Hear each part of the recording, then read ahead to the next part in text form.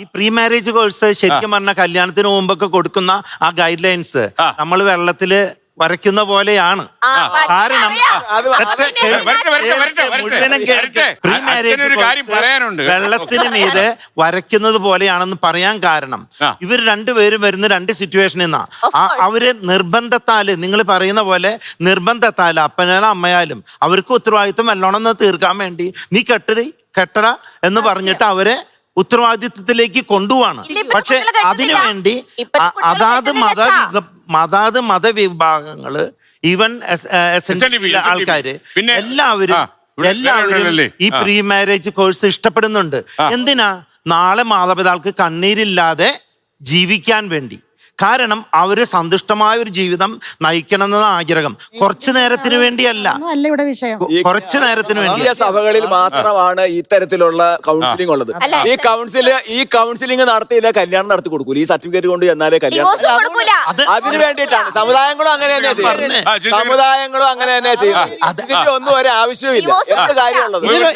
ഇതൊന്നും ആവശ്യമില്ല. ഡൈവോഴ്സും ബാക്കി കാര്യങ്ങളും മാത്രം മതിയോ? പോരല്ലോ. ഉണ്ടാകാതിരിക്കാൻ പരമാവധി ഞങ്ങൾ ക്ലാസുകൾ. നിങ്ങളുടെ കൗൺസിലിംഗ് കൊണ്ടൊന്നും ഇവിടുത്തെ പ്രശ്നം തീരുന്നില്ല. ഇവിടെ അഡ്വക്കേറ്റ് സുരേഷ് പറയട്ടെ, അഡ്വക്കേറ്റ് സുരേഷ് പറയട്ടെ, എത്ര കേസുകൾ ഓരോ ആഴ്ചയിൽ വരുന്നുണ്ട്. വെറുതെ വർത്താനം പറയരുത്. ഞങ്ങൾ പറയുന്നത് ഞങ്ങൾ ഇത് നന്നാക്കാൻ വേണ്ടിയാണ് ശ്രമിക്കുന്നത്. ആ ശ്രമിക്കുന്നത് ഒരു പരിധി വരെ രക്ഷപ്പെടുന്നുണ്ട്. ഇന്ന പോലെ ചെയ്താൽ നിങ്ങൾ ഭാര്യ ഭർത്താക്കന്മാർ പരസ്പര ഇക്വാലിറ്റിയിലാണ് ഞങ്ങൾ ഏറ്റവും കൂടുതൽ പ്രിഫർ ചെയ്യുന്നത്. പരസ്പര വിശ്വാസത്തിലും ധാരണയിലും പോകണം. അങ്ങനെ പരസ്പര ആശയവിനിമയം വേണം. റെസ്പോൺസിബിലിറ്റി ഇല്ലാതെ ആശയവും വിമർശനവും കൊണ്ട് നടന്നിട്ട് കുടുംബമാവില്ല. ഉത്തരവാദിത്തം ചായ ഉണ്ടാക്കുന്നുണ്ടെങ്കിൽ പുട്ടിപ്പുറത്ത് ഉണ്ടാക്കണം. ഒരു സെക്കൻഡ്, ഇതിനകത്തെ ഒരു സാമുദായിക താല്പര്യം ഉണ്ടാകാറുണ്ടോ? ഈ ഇദ്ദേഹം പറഞ്ഞല്ലോ വംശീയ നിലനിർത്തുന്ന. ഇന്ന് ഒരു കുടുംബത്തിൽ ഒന്നല്ലേ രണ്ട് പിള്ളേരേ ഉള്ളൂ, മക്കളെ ഉള്ളൂ. ആ വംശത്തെ നിലനിർത്താനുള്ള ബാധ്യത നമുക്ക് എല്ലാവർക്കും ഉണ്ടോ? ഉണ്ട്.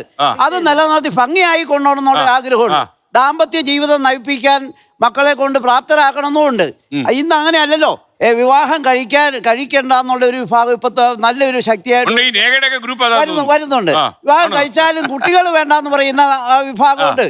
ഇത് രണ്ടുകൾ കൂടുമ്പോഴത്തേക്കും അടുത്ത നമ്മുടെ ഭാവി, ഈ ഫ്യൂച്ചർ, ഇപ്പൊ ഒന്നല്ലേ രണ്ടേ ഉള്ളൂ വീട്ടിൽ മക്കള്.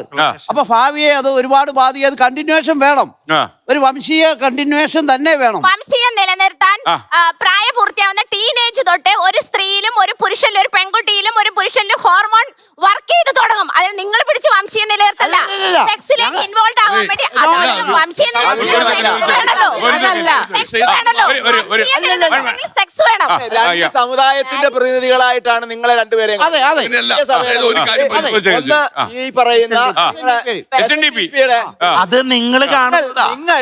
എന്റെ പ്രോഗ്രാമിന് ഉന്നമനത്തിൽ ജാതി, ഒരു മതം, ഒരു ദൈവം. ശ്രീനാരായണ ഗുരുവിന് ഒരു വംശവും ജാതി. പക്ഷെ നിങ്ങൾ ജാതിയെ വിട്ട് ഒന്നും ചെയ്യൂല. ഒരു വംശം. അവിടെയാണ് പ്രശ്നം വരുന്നത്. ഞാനൊന്ന് പറഞ്ഞോട്ടെ.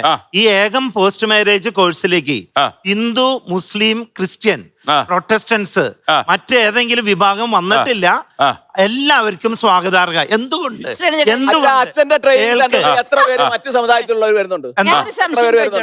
ഓരോ പള്ളിയിൽ നിന്നുള്ള കുറിമാനവും മേടിച്ചോണ്ട് അവിടെ വരുന്നവർക്ക് ട്രെയിനിങ് ഒന്നുമില്ല.